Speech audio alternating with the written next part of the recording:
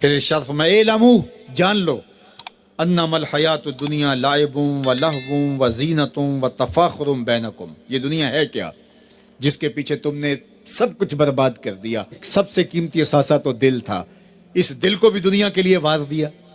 یہ دل تو رب نے اپنے لیے بنایا تھا، اے دل حجرہ رب سچے دا، یہ اس سچے رب کا حجرہ تھا۔ قلوب المومن عرش اللہ، مومن کا دل تو اللہ کا عرش تھا، لیکن اس عرش پہ بھی غیروں کو بٹھا لیا تو نے۔ جو تخت اس کا تھا، جس تخت پہ اس کی تجلیات کا نزول جلال ہونا تھا، اس دل پہ درہم و دینار اور ڈالر اور پاؤنڈ اس دل کے اوپر بٹھا لیے، یہ دل کے اوپر بٹھا لیے۔ یہ دل تو حجرہ رب سچے کا تھا، تو نے اس دل کو بھی اجاڑ دیا۔ تو یہ دنیا جس کے لیے تو نے سب کچھ کیا ہے کیا؟ اعلموا، جانو، انما الحیات الدنیا لعب و لہو و زینت و تفاخر بینکم، یہ دنیا کھیل کود ہے، آرائش ہے، اور ایک دوسرے کے اوپر تفاخر کرنا ہے۔ وتکاثر فی الاموال والاولاد، فخر جتلانا، میرے بیٹے اتنے ہیں، ماشاءاللہ بڑے بڑے افسر لگے ہوئے ہیں، میرے پاس دولت اتنی ہے، میرے اتنے بنگلے ہیں، اتنا بینک بیلنس ہے، اتنے مربے، اتنی جائیدادیں۔ انسان ساری زندگی یہی کرتا رہتا ہے۔ وما الحیات الدنیا الا متاع الغرور، اور جو دنیا کا ساز و سامان ہے سوائے دھوکے کے سامان کے اور کچھ نہیں ہے۔ دنیا کے لیے تو دوڑ لگاتے ہو، باہمی رقابت بھی ہوتی ہے، ایک دوسرے سے آگے بڑھنے کی کوشش بھی ہوتی ہے۔ اللہ فرماتا ہے آؤ مسابقت کرو، آگے بڑھنے کی کوشش کرو، الی مغفرتن، مغفرت کی طرف، من ربکم، جو تمہارے رب کی طرف ہے، وجنتن ارضھا کعرض السماء والارض، اس جنت کی طرف آگے بڑھنے کی کوشش کرو جس کی چوڑائی زمین و آسمانوں کے برابر ہے۔ زمین و آسمانوں کو پھیلا دیا جائے تو یہ جنت کی چوڑائی بنتی ہے، جس کی چوڑائی اتنی ہے اس کی لمبائی کتنی ہوگی۔ تو فرمایا اس دنیا کے لیے تو بھاگتے ہو جو ختم ہو جانے والی ہے، آؤ بھاگو اس جنت کی طرف جس کی چوڑائی زمین و آسمان کے برابر ہے۔ اعدت للذین آمنوا باللہ ورسولہ، یہ اہل ایمان کے لیے تیار کی جا چکی، وہ موتیوں کا محل، وہ یاقوت کا محل، وہ زبرجد کا محل، وہ خالص مشک کا محل جو تمہارے لیے بنایا ہوا ہے، تم نے جانا ہے، اور تمہیں دروازہ کھولنے کی بھی ضرورت نہیں ہے، منتظر دربان کھڑے ہیں جو تمہارے لیے دروازہ کھول کے تمہیں مرحبا کہیں گے اور سلامتی تمہارے اوپر پیش کریں گے، وہ تمہارے لیے تیار کر چکا ہے۔ اصل تو زندگی وہ زندگی ہے، لیکن تم کس دنیا کے پیچھے بھاگ رہے ہو؟ اللہ فرماتا وہ وقت کب آئے گا جب قرآن تمہاری زندگی میں اتر آئے گا، وہ وقت کب آئے گا جب اللہ کا ذکر تمہاری زندگی میں اتر آئے گا۔ زندگی تو جا رہی ہے، جوانی آئی، بڑھاپا آیا، لیل و نہار نے وقت بدلے، چرخ نے اپنے تیور تبدیل کیے، حکومتیں تبدیل ہوئی، زمانے تبدیل ہوئے، تو جہاں کھڑا تھا وہیں کھڑا رہا۔ 40 سال عمر عزیزت گزشت، مزاج تو از حال طفلی نہ گشت۔ سادی کہتے ہیں 40 سال عمر گئے لیکن تیرا بچپنا نہیں گیا، اور رومی کہتے ہیں داڑھی تیرے بعد آئی اور سفید ہو گئی اور تو کالے کا کالا ہی رہا۔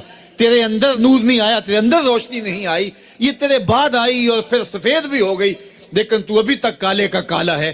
رب کہتا ہے وہ وقت کب آئے گا تمہارے سینے میں قرآن اترے، وہ وقت کب آئے گا ذکر سے تمہارے دل میں ارتعاش پیدا ہو، جب تم رب کا نام لو تمہاری آنکھیں آنسوں کا خراج دینے لگے، وہ وقت کب آئے گا جو ہی قرآن کھلے چھم چھم تمہاری آنکھیں برسنے لگے۔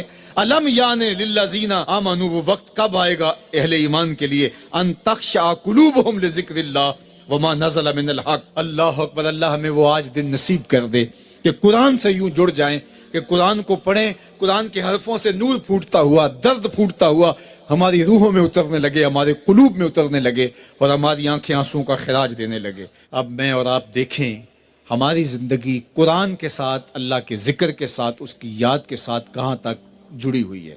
ہماری زندگی میں کہے کتنے ہیں، تفکرات کتنے ہیں، ہماری زندگی میں ٹھٹھے اور مذاق کتنے ہیں، اور عبرت حاصل کرنے کے مواقع ہماری زندگی کے اندر کتنے ہیں۔ اللہ کی بارگاہ میں یہ مانگنا چاہیے، چونکہ دلوں کے اندر حرص، ہوس، خواہشات بہت کچھ جنم لیتی، اور انسان ان خواہشات کو پورا کرنے کے لیے پھر دیوانہ ہو جاتا ہے، اور وہی دیوانگی اس کو حلال اور حرام کی تمیز ختم کر دیتی ہے۔ جب کسی چیز کو حاصل کرنے کا جنون پیدا ہوتا ہے تو پھر جنون اندھا ہوتا ہے، پھر وہ سوچتا ہے کہ یہ چیز میں نے ہر صورت حاصل کرنی ہے، تو اس کو حاصل کرنے کے لیے پھر وہ قدروں کو پامال کر دیتا ہے، حقوق کو پامال کر دیتا ہے، شرم و حیا اتار دیتا ہے، حتیٰ کہ وہ اللہ کے بتائے ہوئے اصول اور ضوابط اور طریقے ان کو بھی پامال کر دیتا ہے۔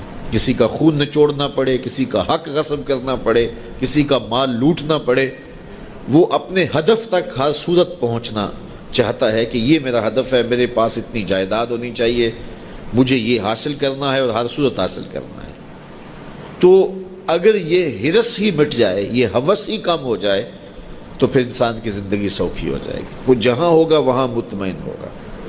تو اللہ کی بارگاہ میں یہ دعا مانگنی چاہیے کہ مالک میری آرزویں کم ہو جائیں، اور میری ایسی آرزو میرے سینے میں پنپنے نہ پائے جس آرزو سے تو نے منع کیا ہوا ہے۔ آرزویں بڑھتی رہتی ہیں، ایک آرزو پوری ہوتی ہے تو اس کے ساتھ دوسری آرزو کھڑی ہوتی ہے، وہ پوری ہوتی ہے تو تیسری آرزو کھڑی ہوتی ہے، وہ پوری ہوتی ہے تو چوتھی آرزو کھڑی ہوتی ہے۔ تو بندہ سفر کرتا ہے، یہ پوری کر لوں، یہ پوری کر لوں، یہ پوری کر لوں، لیکن آگے پھر آرزویں کھڑی ہوتی ہیں۔ تو پھر کہیں اس کو جو ہے وہ فل سٹاپ تو لگانا پڑے گا کہ اس سے آگے نہیں ہے۔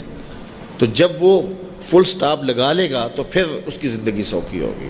لیکن جب آرزویں اسے کہیں ٹھہرنے نہیں دیتی تو قبر کے کنارے تک بھی اس کی آرزویں تکمیل پذیر نہیں ہوتی۔ وہ غالب نے کہا تھا، ہزاروں خواہشیں ایسی کہ ہر خواہش پہ دم نکلے، بہت نکلے میرے ارمان لیکن پھر بھی کم نکلے۔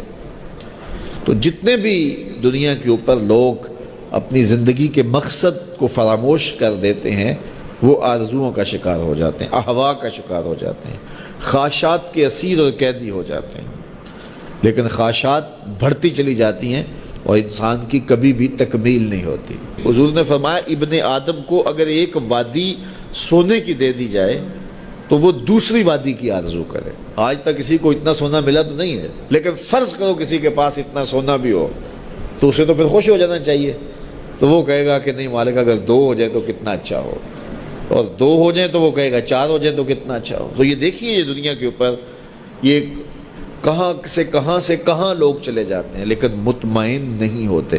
تو کسی جگہ پہ ان کو فل سٹاپ لگانا پڑے گا، تو اگر نہیں لگائیں گے تو وہ خواہشات ان کو آگے لے جاتی جائیں گی۔ تو اللہ کے محبوب علیہ الصلوۃ والسلام اللہ کی بارگاہ میں یہ دعا مانگتے اور ہمیں تعلیم دی یہ دعا کہ اے اللہ، میں تیری بارگاہ میں خواہشات اور برے اعمال اور برے اخلاق، جن چیزوں سے تو نے منع کیا، ان سے رکنے کی دعا کرتا ہوں۔ دنیا کے معاملے کے اندر آپ یہ آرزو رکھیں کہ بس ٹھیک ہے، اتنے کافی ہے، شکر ہے میرے لیے اتنے کافی ہے۔ لیکن جب دین کا معاملہ ہو، ہاں اس وقت آپ کا لالچ ہو کہ اللہ تعالیٰ مجھے یہ نیکی بھی دے دے، یہ خیر بھی دے دے، یہ خیر بھی دے دے۔ 5 نمازیں پڑھتا ہوں، اللہ مجھے تہجد بھی دے دے۔ پھر کہا مالک تو مجھے 7 روزے رکھنے کی توفیق بھی دے دے، صدقے کی توفیق بھی دے دے۔ تو پھر آرزو بڑھتی رہے صدقے کی، خیرات کی، نیک اعمال کی۔ لیکن یہاں ہم جب اعمال خیر کی بات آتی ہے تو اس وقت ہمارا رویہ یہ ہوتا ہے کہ اگر فلاں بخشا گیا تو ہم بھی بخشے جائیں گے، فلاں تو نماز بھی نہیں پڑھتا، میں تو پھر 5 پڑھتا ہوں۔ اور جب دنیا کا معاملہ آتا ہے تو پھر ہم اپنے جو ہے وہ آگے دیکھتے ہیں کہ فلاں کہاں پہنچ گئے، ہم کتنے پیچھے رہ گئے۔